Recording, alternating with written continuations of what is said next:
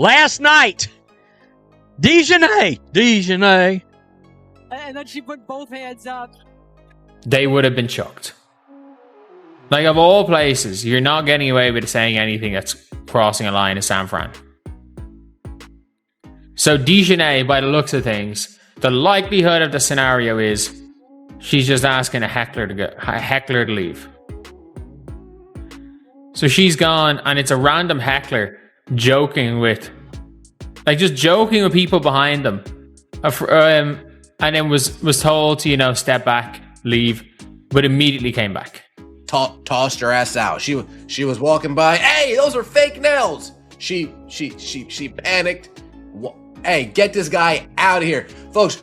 Rumor has it she was running up and down the court. DiJonai Carrington found herself at the center of another controversy during the Sky versus Golden State Valkyries game when she approached an official and pointed toward a courtside fan. The fan was reportedly accused of saying something inappropriate, and security became involved, eventually escorting him from his seat during the game. What made the situation even more controversial was what happened afterward. Security investigated the complaint, and the fan was reportedly allowed to return to his courtside seat only a few minutes later. According to a Valkyries official cited in the source, the complaint was ultimately considered Oh, look at y'all favorite player. Went over to one of the officials. As you see Sarah Williams there. She trying to make it seem like a fan did something crazy to her, right? Watch. At the moment. The biggest question surrounding the incident is what the fan actually said.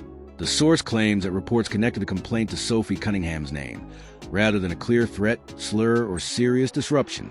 Critics argued that simply mentioning another player's name should not be enough to have a paying customer removed from a professional sporting event. The situation became even harder to defend from their perspective when the fan was allowed back into the arena after security reviewed policies that they can't get right. But let's take DiJonai, for example. The same one who clotheslined Sophie, and then after she was ejected, went to social media and said, white privilege. She wanted a fan in front row gone for reasons we do not know, but later on he was able to come back to his seat because they deemed what he said as not offensive. So here's the kicker.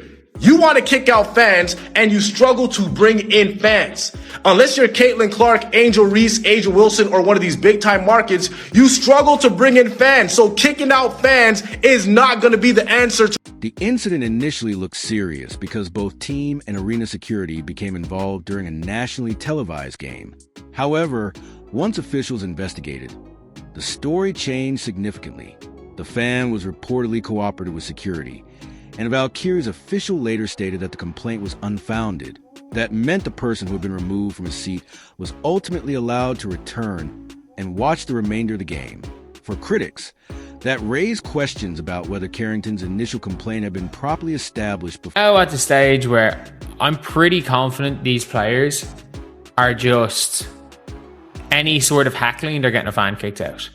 And again, if you are a player, do you enjoy getting heckled? No.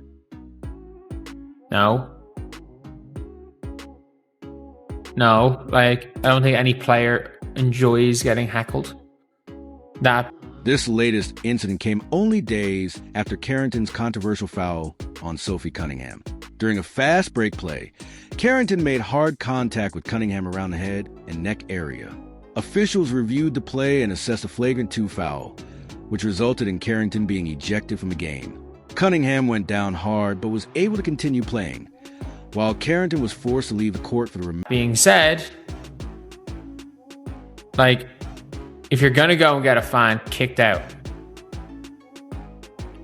they better have done something serious. And again, look who's sitting around him and think about where he is. There is no way in hell he said something across the line. There is no way. And this is a team The controversy became even bigger after Carrington took to social media following her ejection and posted the words white privilege while tagging the Indiana Fever. The statement immediately sparked debate because Carrington did not clearly explain what she meant by it. Was she criticizing the foul call, the treatment of Cunningham, the officials, or something broader about the league? The source says she did not provide a clear explanation, leaving fans and commentators to interpret the statement. The type of game that they play when they in the wrong, right? And it's not a coincidence that this stuff has happened because she's been dirty forever, but has she been getting people kicked out like that? Sophie Cunningham's response stood in sharp contrast to the controversy surrounding Carrington.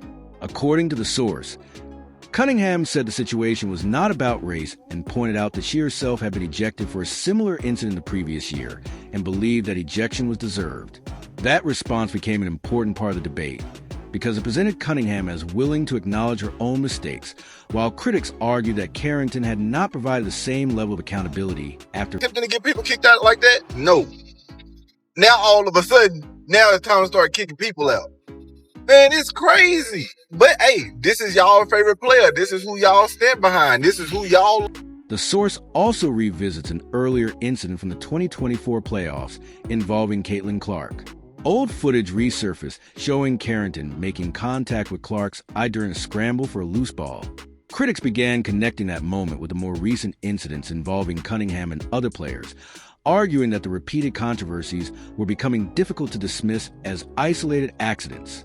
At the same time, the source acknowledges that determining whether every individual incident was intentional is ultimately impossible. Like, this is what y'all tell me in the comments. So if y'all like destruction, well, hey, I love it then. Hey, if that's what we doing, if y'all like it, I love it. But it does get to a point to where one could be making a fool out of themselves by always starting stuff and being aggressive, but then at the same time always being the one playing the victim.